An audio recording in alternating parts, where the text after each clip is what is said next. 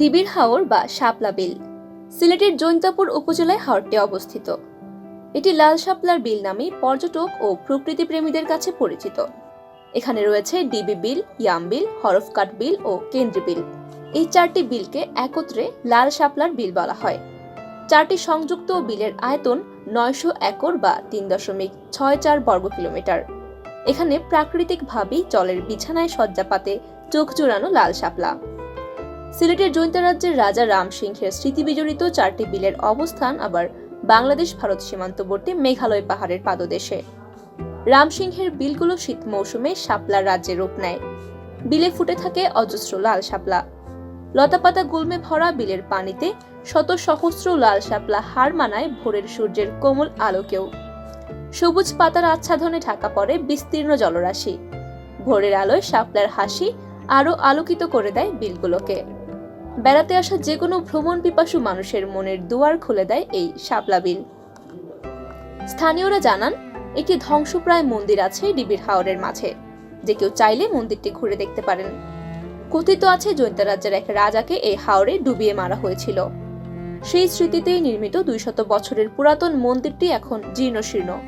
প্রাচীন রাজার স্মৃতি বিজড়িত এই হাওরে শীতকালে থাকে পাখিদের রাজত্ব। বিশাল হাওর শুকিয়ে যেটুকু জলাশয়, তার উপরই পাখিদের বিচরণ বেশি।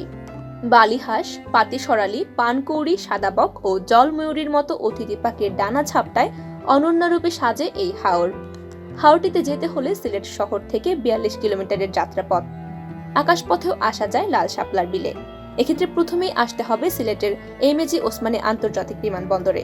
তারপর সিলেট থেকে সরাসরি সিলেট তামাবিল সড়ক পথে বাস, লেগুনা, সিএনজি চালিত অটোরিকশা অথবা প্রাইভেট কারে যেতে হবে জৈন্তাপুরে।